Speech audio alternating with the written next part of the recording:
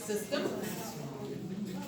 We're talking about anticoagulations, antiplatelets, the growth factors, which is basically epogen and your granulocyte stimulating factor preparations, iron preparations, folic acid, and vitamin B12. I think most of this we went through last week.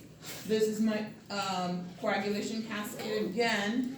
I'm not going to attempt to draw it, even though this week I think I'm a little better, but last week was epic fail.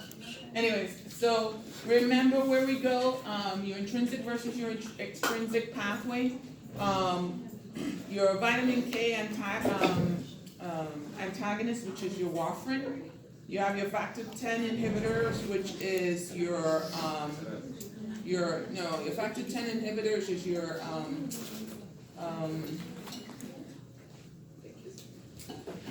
not rivaroxaban, Pradaxa. What's the name for Pradaxa, guys? It's not Pradaxa. I still want to hear Pradaxa. Huh?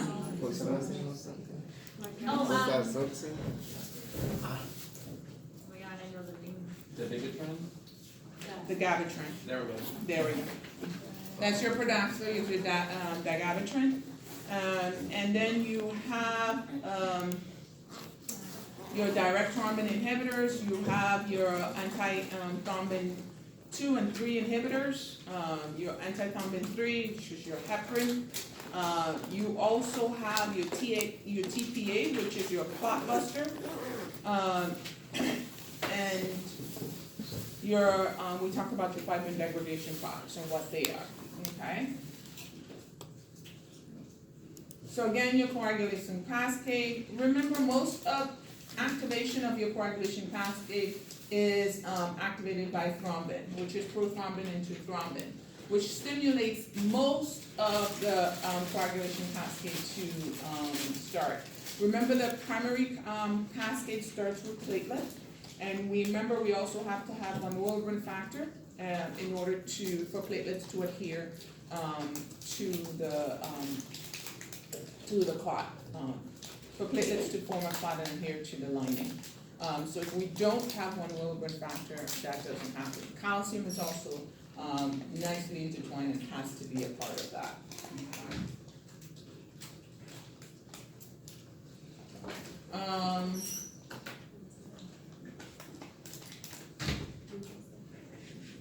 Okay.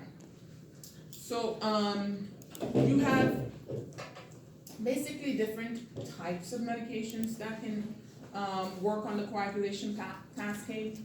You have your vitamin K antagonist, which is 2, 10, 7, and 9.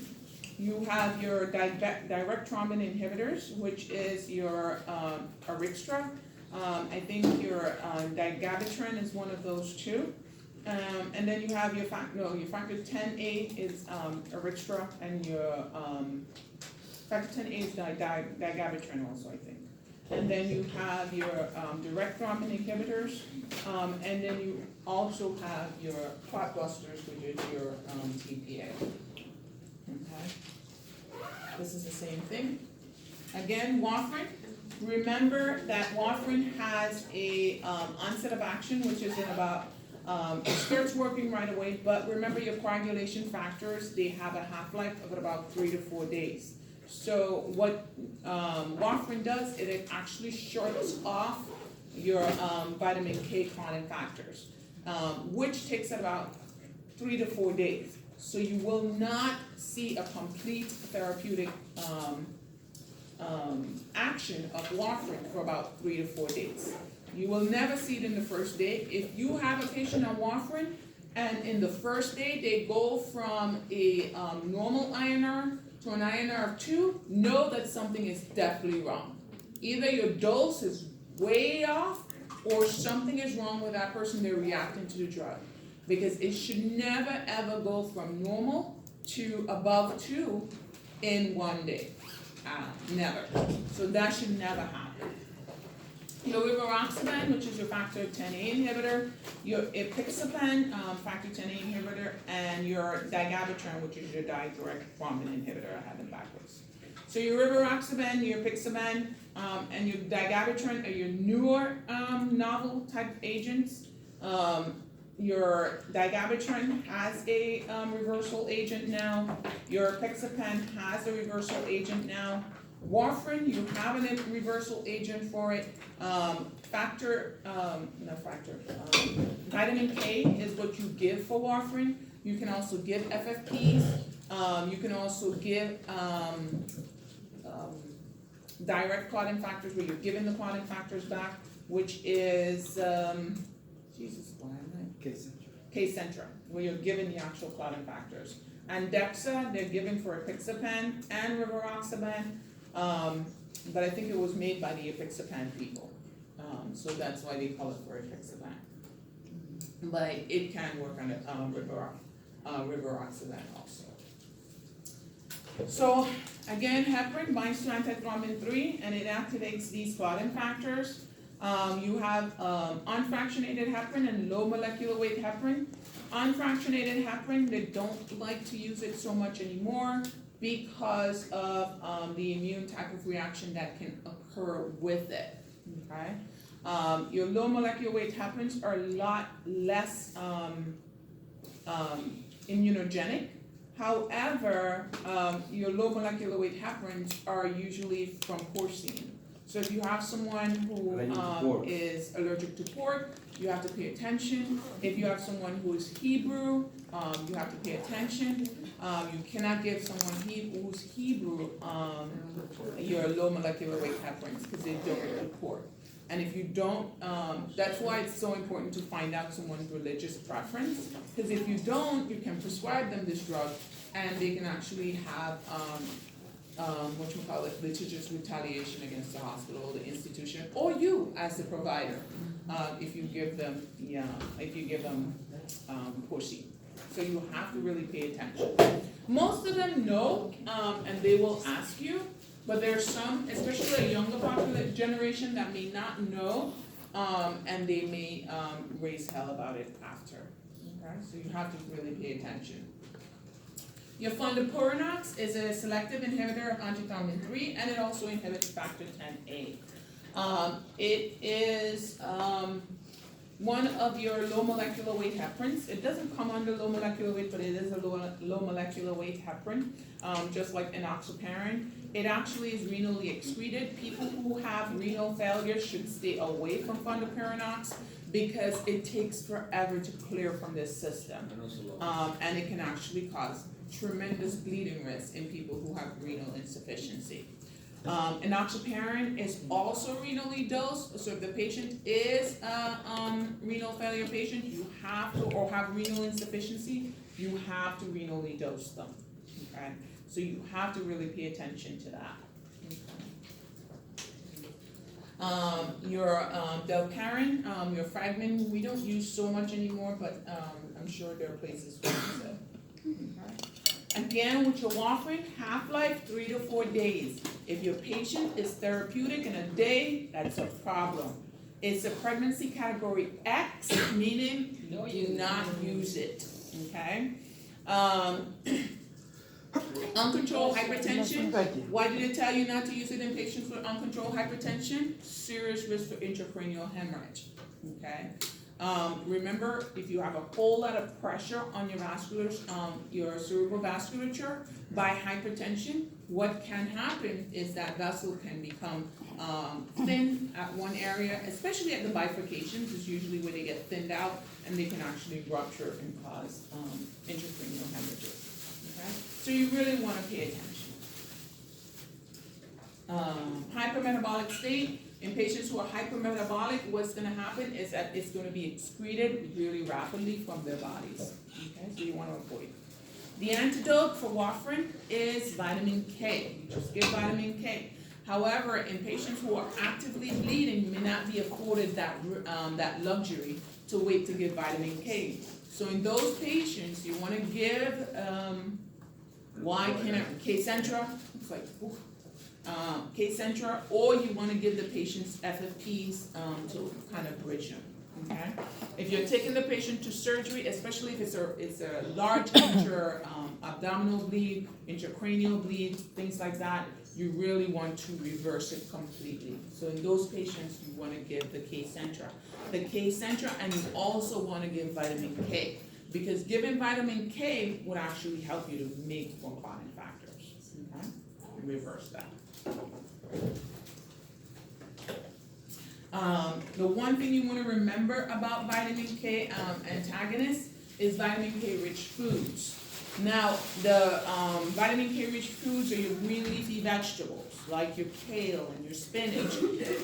In your patients who are taking water, you don't wanna tell them to not use any vitamin K rich foods, but you want to make sure that they use the same amount on a daily basis, which can be very difficult for some people. But if you tell them if you're gonna eat a salad, eat one salad at lunch or eat one salad at dinner. So if you do that consistently every day, then your levels are not going up and down, it's staying the same, and you can adjust the medicine for what you're taking. But if you're eating sporadically, you're gonna go up and down. So you have to teach the patient about that. That's why they use so much Coumadin anymore, though, right? Well, they don't use Coumadin as much anymore, one, because people have to go get it monitored.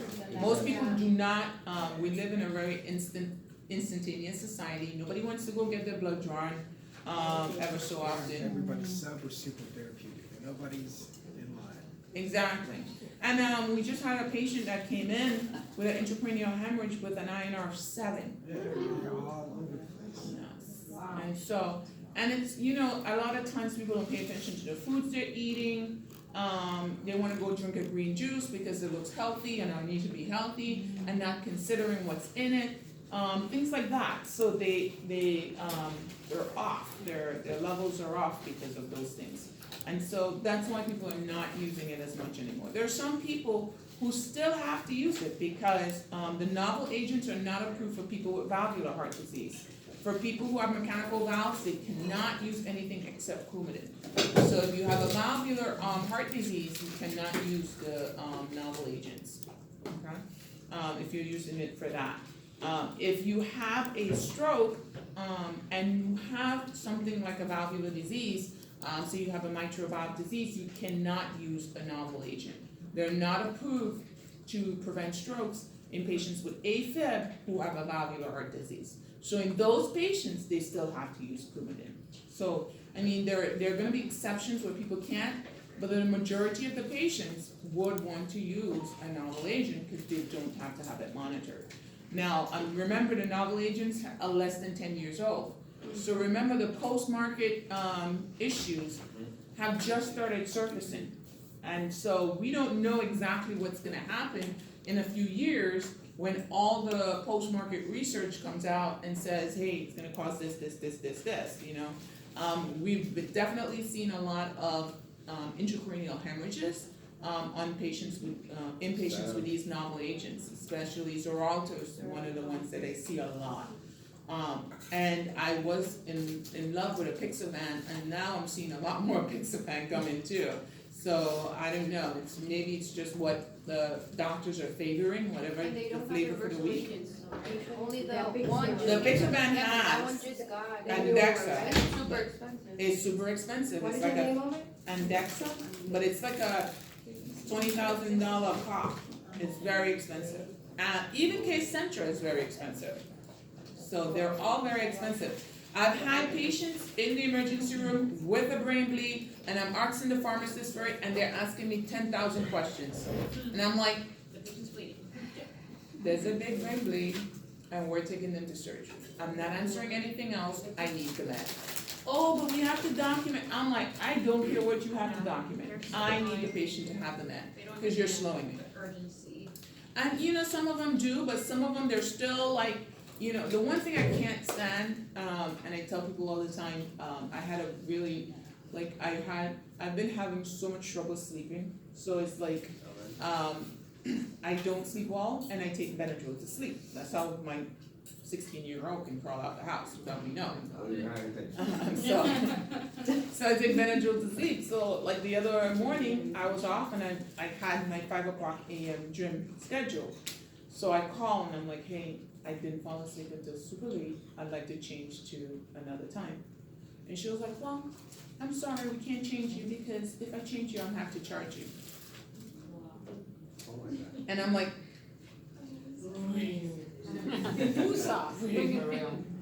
then I went to the gym and I found her boss, and I'm like, you know what I can't stand is people who can only follow the rules. Yes. I said, I need people who know how to veer in time of emergency. So if I'm telling you that I have this problem, you need to be able to veer. Because I pay a lot of money for this gym. If I didn't want to pay this, I'll go to LA Fitness. Yeah? And I always use, because I read this book, and this guy always used the pilot. If you're flying in a plane and your pilot knows that something is wrong, do you trust the pilot who has years of experience that's actually breaking the rules to save your life?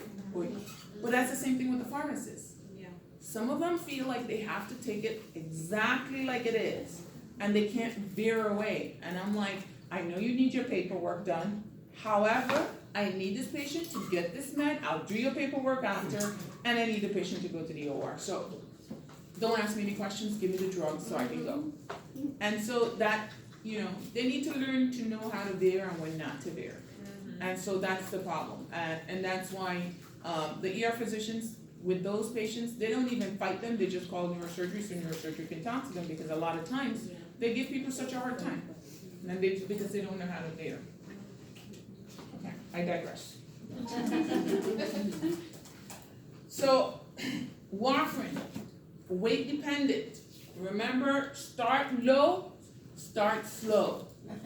For everything that we're going to talk about, every med that you're going to initiate in a patient, any question to the answer, if you're going to start a patient, you're going to start low and you're going to go slow. Okay?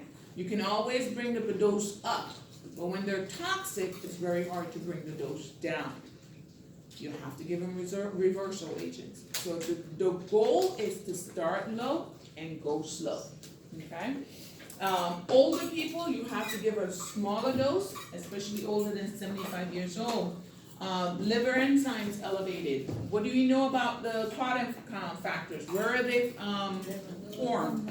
In the liver. If I have liver disease, am I making clotting factors? No. So if I'm giving Coumadin in a patient that's barely making clotting factors, is their iron going to shoot up to 2 really quick? Yeah. Probably.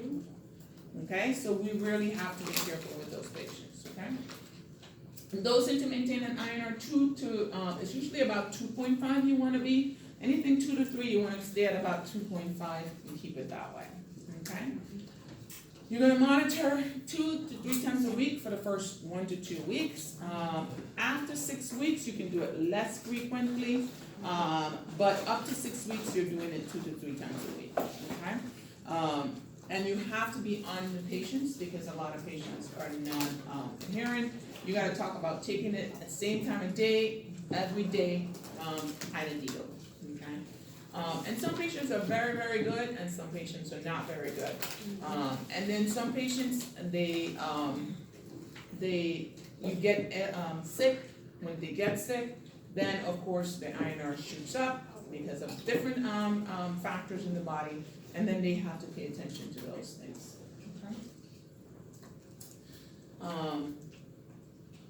Vitamin K rich foods are the ones featured here. Everything I like. Vitamin K rich. Okay?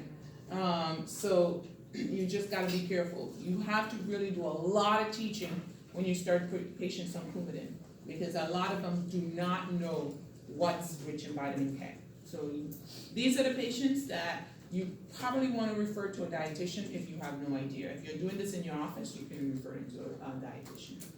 Your Pixapen and your Rivaroxaban, your direct factor 10 inhibitors, reduction of stroke risk and systemic embolism. You use them for DVT prophylaxis.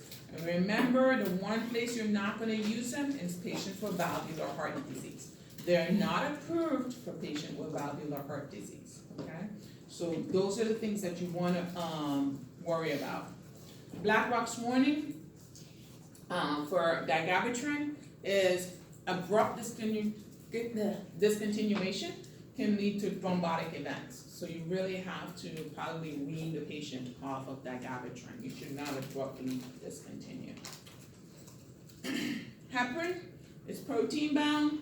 Okay, you can give it IV or sub-Q. Remember, a drug that's protein bound, you have free versus bounded drug. You gotta pay attention to this. Pregnancy category C, hepatic and renal disease you want to avoid, of course, because of the bleeding risk. The hepatic disease, renal disease is because of clearance. Okay. Thrombocytopenia, heparin-induced thrombocytopenia is a real thing. However, there's immunogenic and non-immunogenic heparin-induced thrombocytopenia. If your patient's platelets drop to about 100,000, it is non-immunogenic thrombocytopenia. If your platelets drop at least half, it's probably immunogenic. Much of the patients with HIT has non-immunogenic thrombocytopenia, meaning it's not an immune-mediated thrombocytopenia, okay? As in HIT. So there are two types of HIT that the research has come up with, the immunogenic versus the non-immunogenic. You have to pay attention because not everybody is HIT. Not everybody is diagnosed with immunogenic type of thrombocytopenia. Both of them, you should discontinue the heparin. And the non-immunogenic, they usually come right back up. How do you monitor these patients? You want to do, usually the platelets will drop in about 3 days, 2 to 3 days after starting it. So you're going to do CDCs for at least the first 3 to 4 days of starting these drugs, okay? And then you're watching your platelet count. The antidote for heparin, you want to remember, is protamine. The antidote for Lovenox is what? Protamine. Okay? Protamine sulfate. You want to remember that because those are the things. The patient comes in, patient's bleeding, they're on Lovenox, they're on heparin. You're going to give them protamine sulfate. Okay?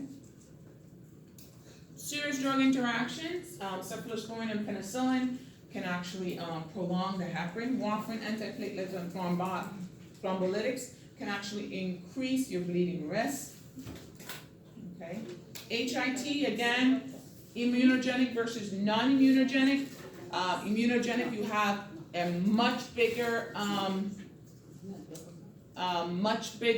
drop in your platelets. And when you do a PF4 in the non-immunogenic, it will be normal, okay? When you do a PF4 in the immunogenic, it will be abnormal, okay? Remember, the one thing you want to worry about in HIT is, what do you want to worry about? They have thrombocytopenia, they have immunoglobulin complexes because of these immunoglobulin IgG complexes that bind to PF4. What do you want to worry about with the immunogenic hit?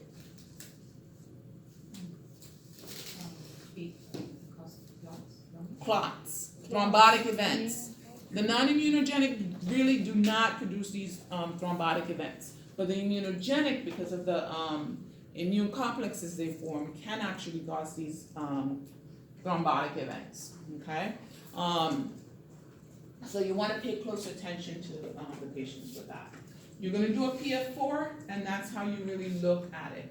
There's another test that they do, which I can't remember what it is right now, which is more sensitive than the PF4. Anti-10A? Huh? Anti-10A? No. I don't think it's the anti-10A. There's another one. It might be, but I'm not sure. I don't think it is. All right. So heparin. Children, babies, under infants, Gaspin syndrome. Heparin or heparin preparations have been known to have benzyl alcohol, which can actually cause a Gaspin syndrome in infants. Benzyl alcohol, the Gaspin syndrome is like they lose their breath and they actually die. Yeah, it can actually cause that. Heparin can also cause hyperkalemia in patients with renal failure and diabetes, so you wanna watch for renal insufficiency. Okay. Cork allergy, you wanna pay attention, especially for your. I don't see that they give an heparin to the patient with renal failure. Yeah, but they renally dose it. Yeah. They renally dose it. So the normal dose, especially if things like enoxaparin, if your normal They dose, don't give it a low dose. they do, but they don't renal dose it. If they have frank renal failure, they may not. But they have renal insufficiency, they will renal dose it. And heparin, they will also renal dose it. Even that, I was even Yeah, I did like Heparin 5,000. 5,000. Usually QA, they Yeah. follow Q12. They're usually Q12, they usually renal dose it.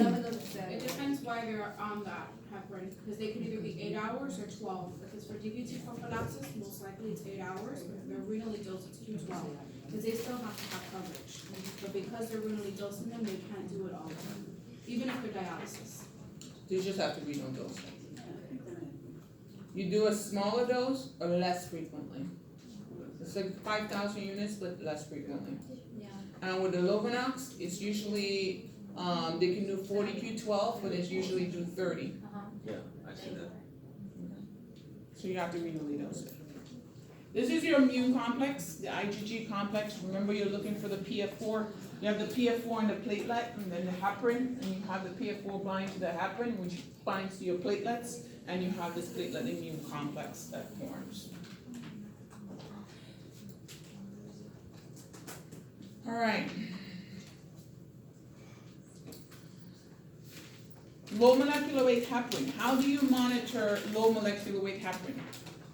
What lab will you draw? APD. APTT, you're gonna draw for your heparin. What are you gonna draw for your Lovenox? A factor 10. Factor 10 level. The only people they draw it in really are pregnant people. Yes, they draw it more in pregnant people for Lovenox. Okay? But they usually do it in more pregnant people. Fondaparinux, DVT prophylaxis, the same thing. Fragment, DVT prophylaxis, surgery. Monitor, platelet, if I had a hematocrit, 2 to 3 days initially. Okay.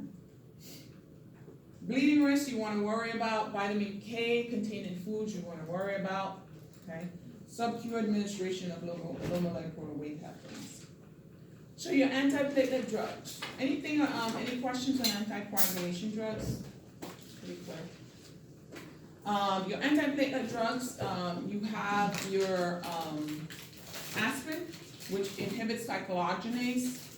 You have your ticlopidine and your clopidogrel, which inhibits ADP. Okay. And then you have your dipyrimidol, which is your prostantine, which is actually vasodilation, it increases adenosine. And you have your glycoprotein 2B and /3A inhibitors, which actually inhibit fibrinogen, actually competes for fibrinogen and von Willebrand factor. It stops them from binding, which actually interferes with platelet aggregation. We actually need the binding of your glycoprotein 2B and 2A inhibitor, 3A inhibitors, to actually bind with von Willebrand factor and fibrinogen in order for us to make a clot. And the blocking of that inhibits clot formation, which is what we want. Okay? Again, integrin complexes found on platelets. It is a receptor for fibrinogen and von Willebrand factor, and it aids in platelet aggregation. This is what glycoprotein 2B and 3A does. If we block that, it blocks the receptor that binds fibrinogen and von Willebrand. and it, stops platelet activation, which stops clot formation. This is your glycoprotein. It should actually have 2B/3A, on that top part. So if you wanna put that on, this is what your platelet looks like when it's activated. When it's activated, you have the activated glycoprotein 2B and 3A receptors on the receptor site. If you give the glycoprotein 2B/3A inhibitors, it blocks those receptor site for fibrinogen. And if it blocks the receptor site for fibrinogen, fibrinogen doesn't bind, and if fibrinogen doesn't bind, they can't adhere to each other, causing this aggregation of platelet clot. So if you're looking on here, this is fibrinogen binding and causing the aggregation. This is the glycoprotein 2B/3A inhibitor binding and blocking fibrinogen from binding here, causing the clot not to form. Here we go. COX-2 inhibitors blocks thromboxane. Remember we said thromboxane is needed at the site of platelet aggregation, okay? So if we don't have thromboxane at the site of platelet aggregation, we're not gonna bind. ADP is also needed at the site of platelet aggregation, and that is blocked by things like ticlodipine, which is ticlet, and clopidogrel, which is Plavix, okay? And then you have your GP2B3A inhibitors or antagonists, and these are things like your integralin. These are things that they use in the cath lab when they're taking patients for coronary angiography and things like that, okay? So aspirin, again, well tolerated orally. Ticlet can cause a very horrible neutropenia. That's why you don't see it used as much.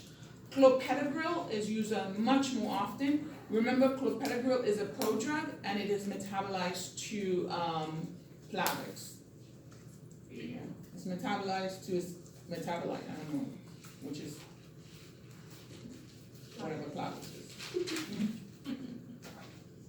Okay, I'm never gonna ask you doses, don't worry about them. But protection, you can do MI prevention, 75 to 165, AFib, 75 to 325, and stroke, 100 milligrams. You see stroke is 50 to 100 milligrams daily, and that's because of the bleeding risk that was associated. They used to give them up to 325, and they realized that there was such a significant bleeding risk that they brought the dose down. Okay? So now it's 81 milligrams most of the times they're giving stroke patients. Clopidogrel, 75 milligrams. They can give a bolus of